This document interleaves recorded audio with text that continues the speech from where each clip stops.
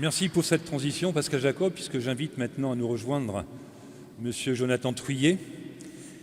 Donc, M. Jonathan Trouillet est conservateur en chef du patrimoine. Il est directeur adjoint opérationnel de l'établissement public qui a été créé spécialement pour le chantier pour la conservation et la restauration de Notre-Dame. Cet établissement public est présidé par le général d'armée Jean-Louis Georgelin. Et d'une certaine façon, enfin c'est pas d'une certaine façon, M. Jonathan Trouillet représente officiellement le général Georgelin qui n'a pas pu être parmi nous ce soir. Alors avec M. Trouillet, vous allez apprendre énormément de choses. Et l'un des premiers thèmes que M. le conservateur va aborder par rapport à ce chantier de restauration de la cathédrale, c'est que c'est un défi technique et scientifique colossal. Bonjour à tous. Je suis très heureux d'être parmi vous ce soir pour parler de ce chantier en cours depuis maintenant 2 ans et demi, le chantier de restauration de la cathédrale Notre-Dame. Votre présence ici en nombre ce soir prouve à quel point la reconstruction de Notre-Dame mobilise les énergies, mobilise et motive en fait un grand nombre de personnes, et c'est vraiment une grande satisfaction de pouvoir le constater ici avec vous ce soir.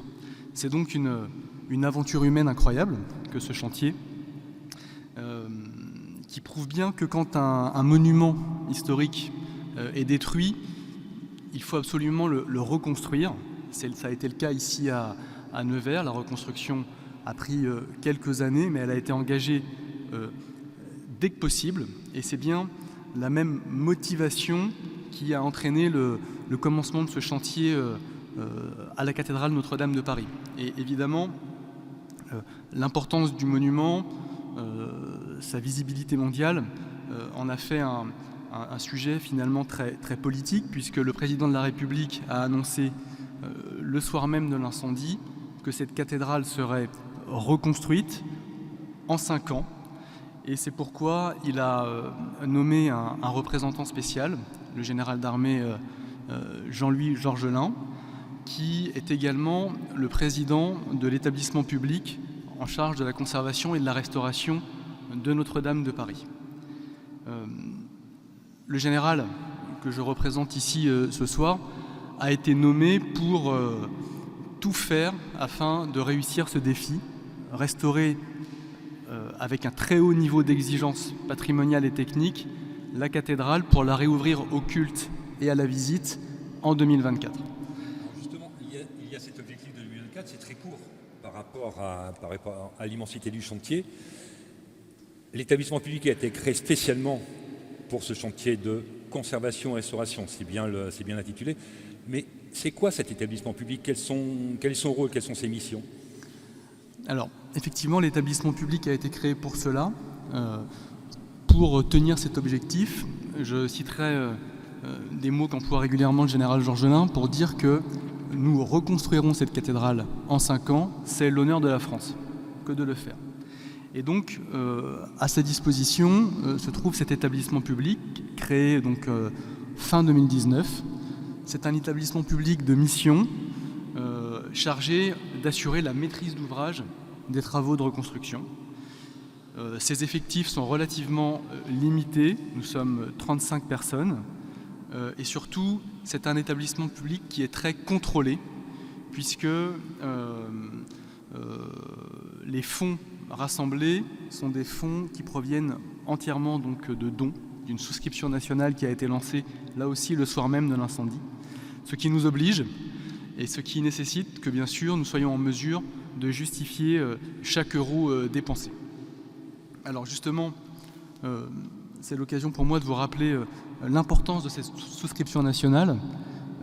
Plus de 340 000 donateurs, des sommes considérables rassemblées à hauteur aujourd'hui de 844 millions d'euros, auxquels il faut rajouter une quinzaine de mécénats de compétences ou en nature, qui viennent apporter du matériel, des éléments très concrets qui sont utiles notamment à la logistique du chantier qui a commencé en 2019. Et tous ces chiffres que vous nous donnez montrent bien, c'est-à-dire l'attachement, parce que je suppose que les donateurs ne sont pas que français, mais l'attachement du monde entier à Notre-Dame de Paris, qui, je crois, est le premier édifice visité en Europe. Oui, absolument. Vous faites bien de rappeler que parmi ces 340 000 donateurs, de nombreux financeurs sont étrangers. Beaucoup de financeurs sont d'origine américaine, notamment. Et il est vrai que c'est à la hauteur de la réputation de ce monument avant l'incendie, qui accueillait jusqu'à plus de 12 millions de visiteurs par an, ce qui en faisait effectivement le monument le plus visité d'Europe. Alors maintenant, entrons dans le vif du sujet, au cœur du chantier, avec tous les défis que cela représente, et notamment du départ en termes de sécurisation de l'édifice. Alors effectivement, je vais vous présenter le chantier depuis 2019 jusqu'à aujourd'hui, en insistant sur deux aspects. D'abord, en montrant que et la sécurisation et la restauration sont un ensemble de défis techniques. Et puis, dans un second temps, on parlera des défis scientifiques. Alors, pour ce qui concerne les défis techniques, ils se sont présentés à nous dès la phase de sécurisation. Cette phase de sécurisation, elle s'est achevée à l'été 2021 et elle a permis justement de faire en sorte que l'édifice soit stabilisé et qu'il ne risque plus donc de s'effondrer, tout simplement, et par ailleurs qu'il permette aux différents intervenants d'agir en toute sécurité. Et cette phase donc de sécurisation, elle a commencé par un défi logistique, évacuer les œuvres d'art qui étaient conservées dans le monument le plus vite possible. Par exemple, ici, vous voyez une image qui illustre l'enlèvement de sculptures, l'enlèvement de vitraux. Tout ça s'est fait quelques semaines seulement après l'incendie. Deuxième défi technique très important de la sécurisation, la mise hors d'eau de l'édifice. Privée de sa couverture, privée de sa charpente, la cathédrale était soumise aux intempéries. Et donc vous le voyez ici sur ces images, il a fallu très vite installer des structures provisoires permettant d'éviter l'arrivée d'eau et donc la dégradation accélérée du monument déjà fortement altéré. Autre défi lié à la sécurisation, l'évacuation des vestiges. Vous le voyez sur ces images assez impressionnantes, la charpente, la couverture s'est effondrée sur elle-même, la flèche s'est effondrée sur elle-même, faisant peser donc sur les structures maçonnées un poids considérable. Et ce poids considérable, il a fallu l'enlever pour pouvoir soulager les voûtes. Et ça, c'est un travail qui a pris beaucoup de temps, puisqu'il s'est véritablement achevé seulement début 2021. Ce travail il s'est déroulé dans des conditions assez particulières, puisque, comme vous le savez, la cathédrale était couverte en plomb. Ce plomb donc s'est disséminé sous forme de poussière au moment de l'incendie.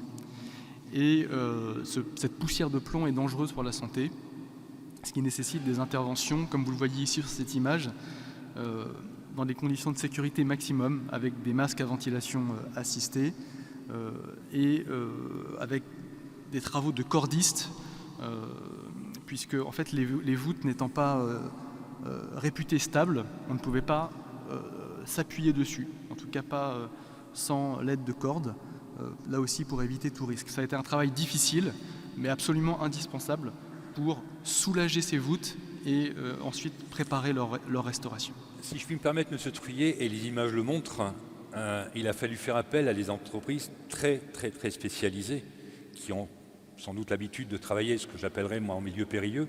On le voit notamment encore sur cette photo. Il était facile de trouver des entreprises dans un délai aussi court pour réaliser cette opération. Alors, la mobilisation a été très forte.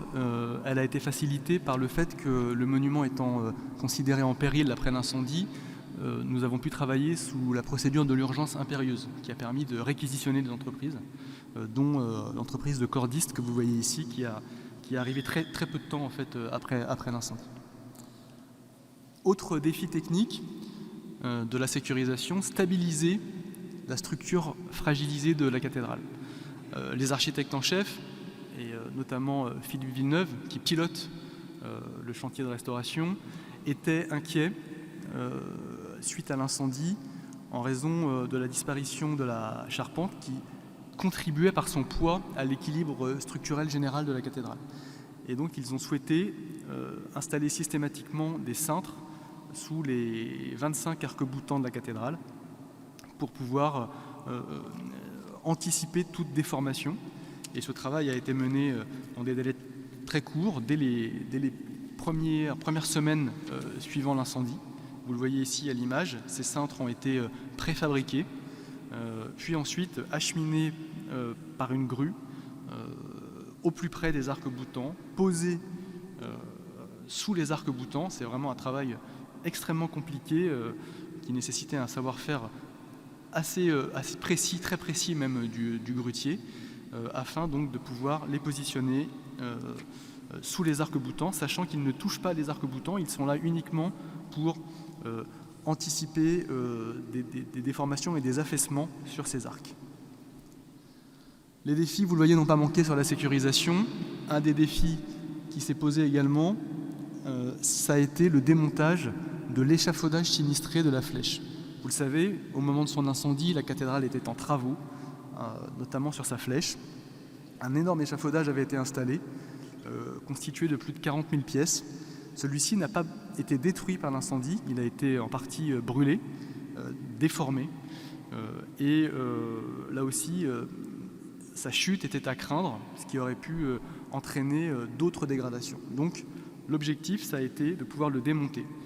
Ça n'a pas pu se faire tout de suite, notamment parce que le Covid nous en a empêchés. Il y a eu une interruption de chantier d'1 mois. Et donc finalement, ça a démarré à l'été 2020 pour s'achever à l'automne de cette même année.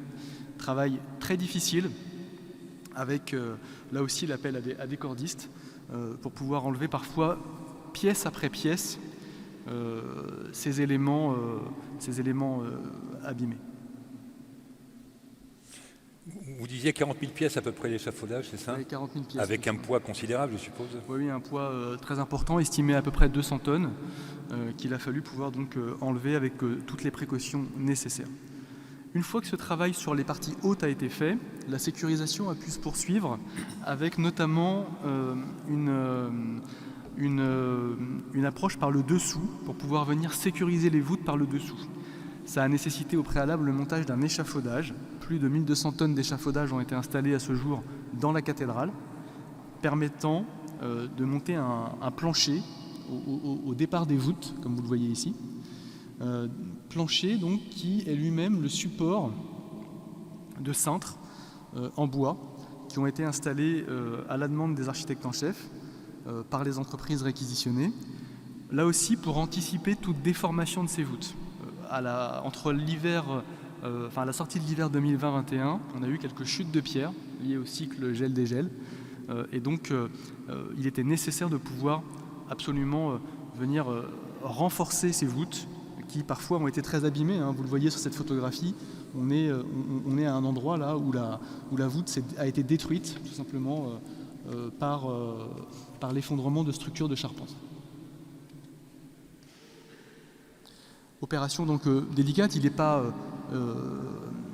inhabituel d'installer des cintres sous des voûtes dans des monuments historiques comme cette cathédrale, mais ce qui est assez inédit ici, c'est que cette opération s'est faite de manière quasi systématique sur quasiment toutes les voûtes. 2/3 des voûtes en tout cas ont été cintrées, et surtout dans des délais très courts. Là aussi on court tout le temps après le temps, et donc les cintres ont été prémontés au sol, puis acheminés à la grue, pour être finalement amenés au plus près des voûtes et élevés pour quasiment toucher les maçonneries grâce à un système de vérin hydraulique qui a été mis au point à l'occasion par l'entreprise.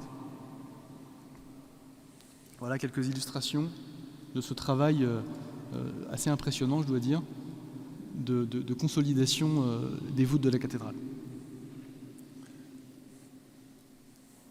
Là, on entre dans une autre phase ou un autre aspect du chantier. On a vu effectivement la consolidation des voûtes, grâce à ces pièces de bois. Il y a eu un autre aspect, parce qu'effectivement, éteindre un incendie, ça veut dire utiliser de l'eau ou d'autres produits. Et des éléments, des statues, des éléments de pierre, etc., ont pu être fragilisés, abîmés. Il a fallu les protéger, les conserver en vue d'une restauration. On le voit notamment sur l'une des photos ici. Oui, absolument. Ici, on se trouve à la croisée en fait du transept, la partie centrale. Au-dessus de cette partie se trouvait la flèche qui s'est effondrée sur elle-même et qui a complètement détruit la voûte de la croisée. Il en reste seulement ici ce qu'on appelle les pieds de gerbe, c'est-à-dire le départ des voûtes. Et ces pieds de gerbe ont été vraiment très, très fragilisés.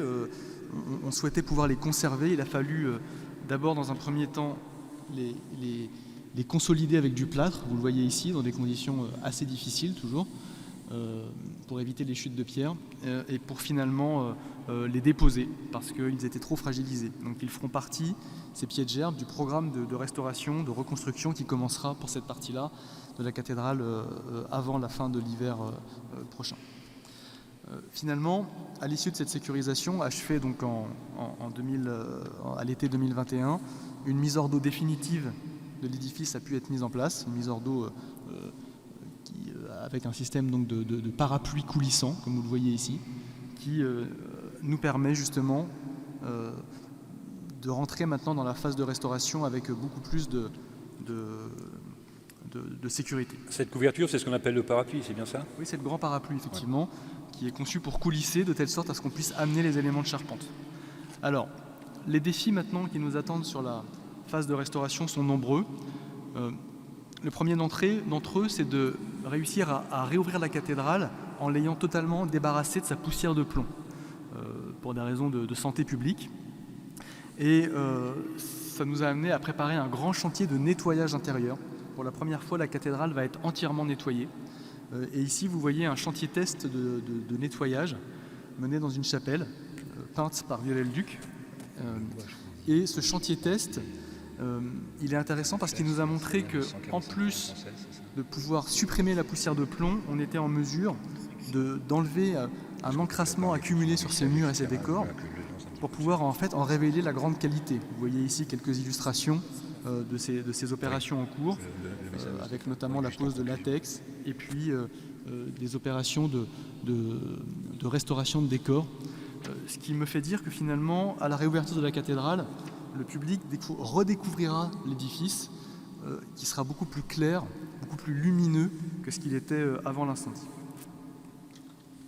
Alors, si vous permettez, par rapport à la photo d'avant, on voit de magnifiques décors. Vous avez fait de réelles découvertes par rapport à cela?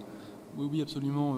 Beaucoup de découvertes sur les anciens décors, notamment les décors médiévaux qui, cachés sous l'encrassement, n'étaient plus visibles, et on pourra bien sûr en reparler. Le chantier de restauration, c'est bien sûr une reconstruction de maçonnerie, une reconstruction de charpente. Pour ça, il faut de la pierre, il faut du bois.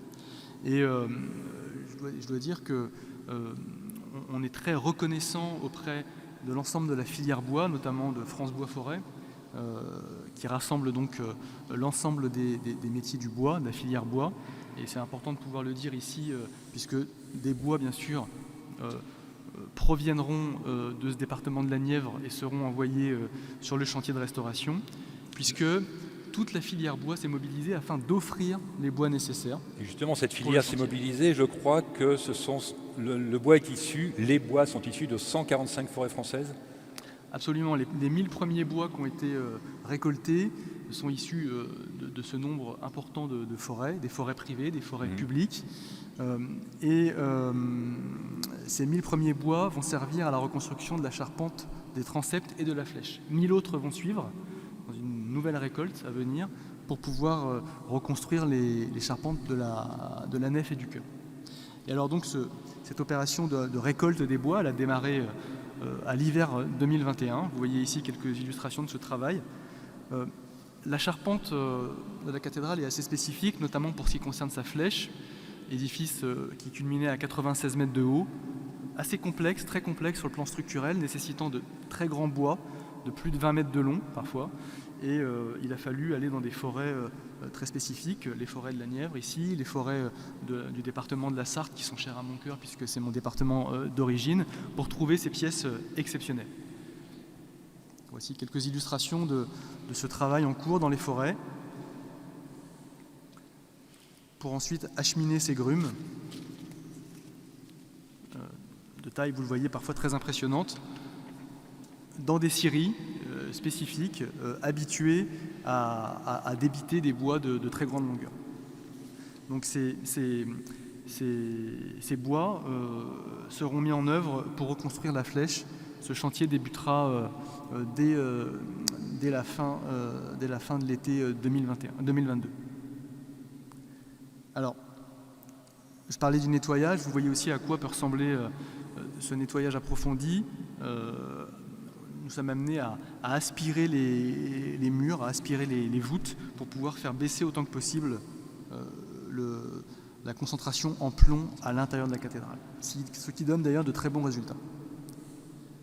Alors enfin, l'autre défi qui se trouve devant nous, c'est de faire en sorte bien sûr que la cathédrale soit préservée de tout nouveau risque d'incendie, puisque nous avons fait un choix qui a été défendu par des associations comme Restaurons Notre-Dame, mais aussi par beaucoup de spécialistes de la restauration du patrimoine. Ce choix, c'est d'utiliser les matériaux d'origine, le bois et le plomb, pour reconstruire la charpente et la couverture. Mais évidemment, nous devons absolument anticiper les risques d'incendie, ce qui nous amène par exemple à adapter quelque peu la charpente, par exemple en installant en son sein des fermes, des travées coupe-feu qui vont avoir pour but de cantonner en fait un éventuel départ d'incendie pour éviter bien sûr qu'il ne se propage au reste de l'édifice. D'autres techniques sont prévues, des techniques comme la brumisation par exemple, qui permet à l'intérieur même du comble de venir projeter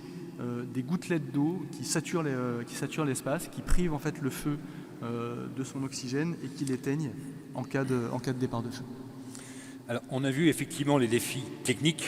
Maintenant, on va entrer dans une autre phase et un autre aspect de ce chantier, donc, comme c'est inscrit sur l'écran, des défis scientifiques, mais surtout des défis scientifiques inédits, avec les contraintes que ça peut représenter également. Oui, effectivement, une autre caractéristique du chantier de restauration de Notre-Dame, c'est que très vite, il a entraîné la mobilisation d'une large communauté de chercheurs, de scientifiques, d'archéologues, d'historiens. Aujourd'hui, plus de 175 chercheurs sont mobilisés dans et autour du chantier pour nous aider à préparer ce chantier de restauration et pour faire aussi progresser la connaissance sur le monument. Alors ça a commencé tout de suite après l'incendie, quand s'est posée la question d'évacuer les vestiges.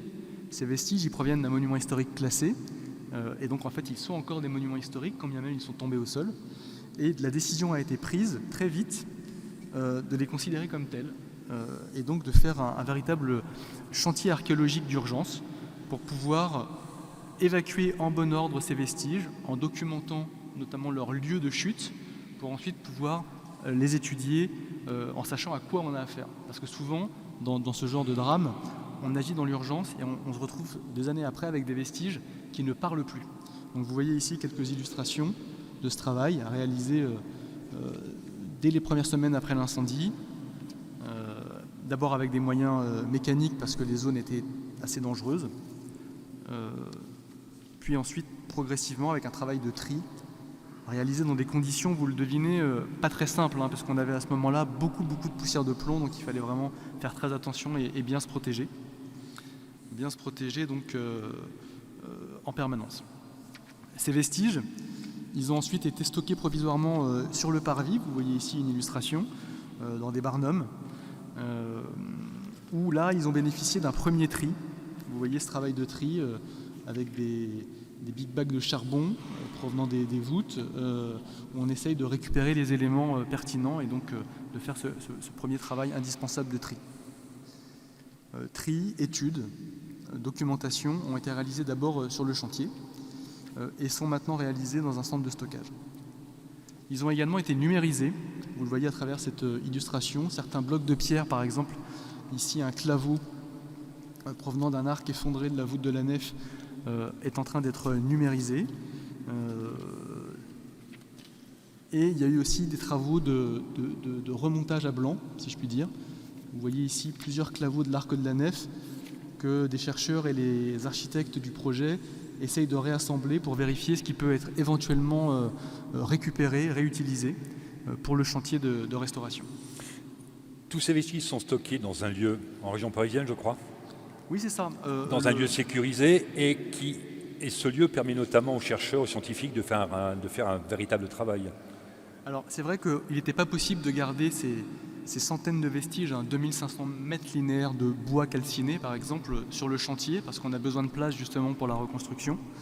Et il a donc été décidé par l'établissement public de louer un grand centre de stockage de plus de 2000 mètres carrés. Ce centre de stockage, c'est aussi un centre d'études. Nous l'avons aménagé pour cela. Vous voyez ici quelques illustrations qui permet aux chercheurs de différentes disciplines, comme par exemple les spécialistes du bois, de venir étudier dans le détail ces vestiges qui peuvent nous apprendre beaucoup, à la fois sur les modalités de construction de la charpente, mais également sur les climats médiévaux, par exemple, puisqu'on sait que l'étude précise de ces bois peut nous apporter beaucoup de renseignements sur ces sujets. Alors, le chantier scientifique donc, qui est mené à Notre-Dame nous a amené par exemple aussi à étudier, pour le bénéfice du projet de restauration, l'état précis des voûtes après l'incendie. Ici, vous voyez un petit robot qui est en train de se promener sur les voûtes alors qu'elles n'étaient pas encore accessibles pour pouvoir étudier, grâce à un système de radar qui est positionné sur lui, l'état de dégradation des pierres à l'intérieur en fait, de ces pierres. Certaines pierres peuvent paraître en bon état et en fait être finalement dégradées à l'intérieur à cause des montées en température.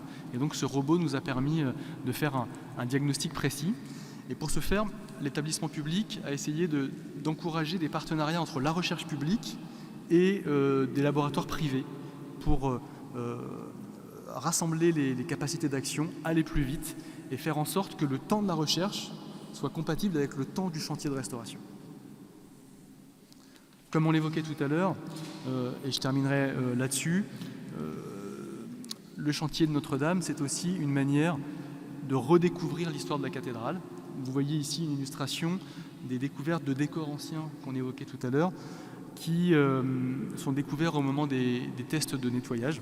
Ici, des traces de fleurs de lys dorées sous une clé de voûte qui sont en train d'être étudiées et photographiées. Tout ça pour dire que s'il est vrai que le chantier scientifique et la mobilisation des chercheurs apportent beaucoup au projet de restauration, les opportunités offertes par le chantier apportent aussi beaucoup aux chercheurs, notamment parce qu'ils peuvent accéder à des zones qui ne sont pas habituellement visibles et ce faisant complètement réinterpréter la connaissance que l'on pensait avoir de la cathédrale. Notre-Dame est très connue, mais finalement pas si connue que ça sur le plan historique, et le chantier scientifique nous permet d'en apprendre beaucoup plus. Je vous remercie de votre attention et je vous souhaite une très bonne soirée. Merci infiniment, Monsieur Truillet. Merci beaucoup.